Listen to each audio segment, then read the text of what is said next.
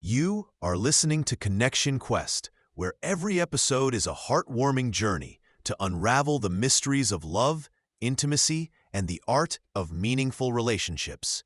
Join Miku as he explores the real, sometimes messy, always meaningful paths to building stronger, more vibrant romantic bonds.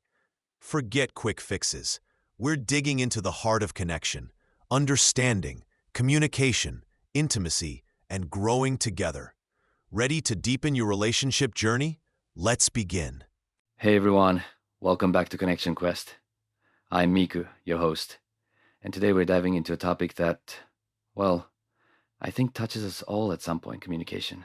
Specifically, we're chatting about how different personality types can affect the way we express ourselves and understand each other. You know, last time we talked about trust and how crucial it is in relationships.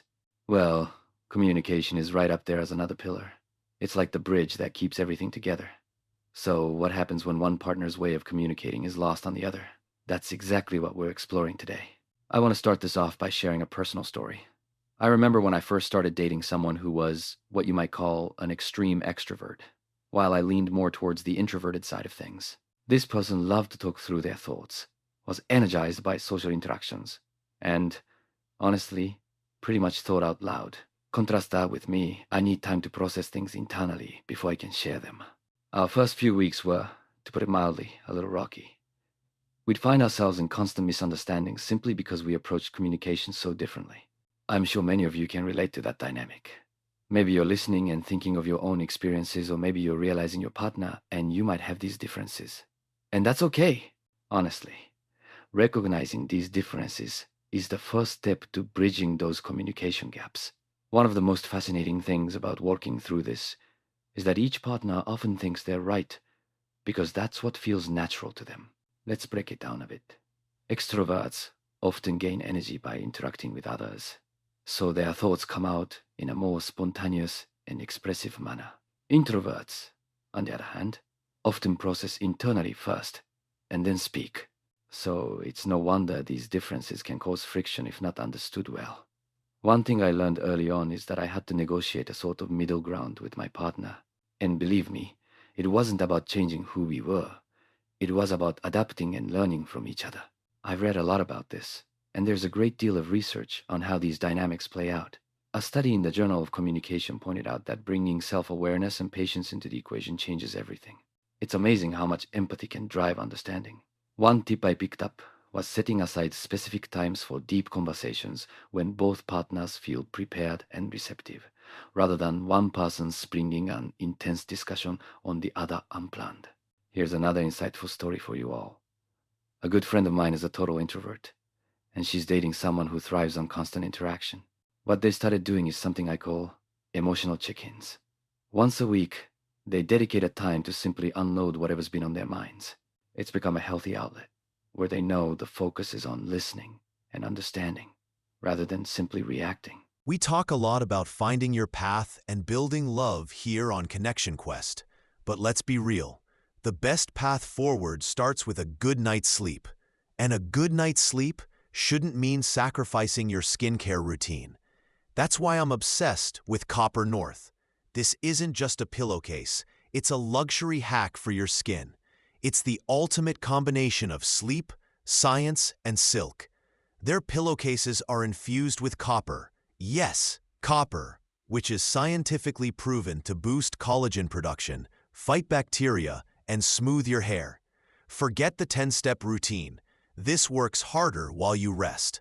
It's beauty sleep upgraded. Stop undoing your skincare at night. Head over to coppernorth.com and upgrade your rest. And because you're part of the Connection Quest community, use my exclusive code ConnectionQuest at checkout to unlock a special offer.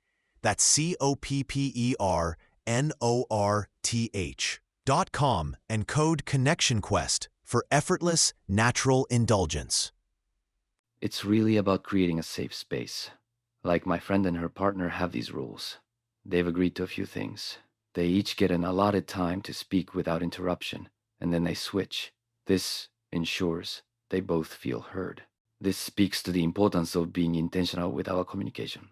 I can't stress enough that the quality of our conversations significantly impacts the strengths of our relationships. Something else worth mentioning is cultural context. Communication styles can also be influenced by cultural backgrounds, which adds another layer to understanding each other. I remember reading a book by a psychologist who said that cultural fluency, the awareness of how culture shapes one's ways of expressing and interpreting messages, adds immense value when navigating romantic dynamics. But it's not just about managing differences. It's also exploring these differences as strengths.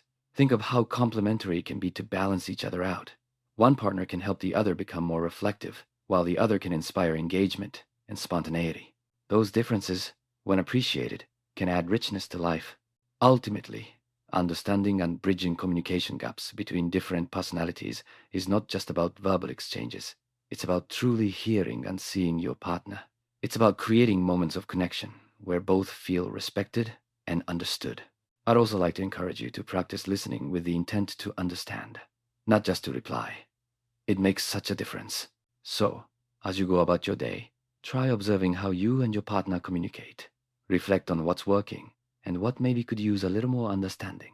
Let me know how it goes. I love hearing stories or ideas from you all. Next time on Connection Quest, we're diving into another fundamental yet complex topic: the role of vulnerability in building romantic connections. Until then, keep exploring and nurturing those connections. Take care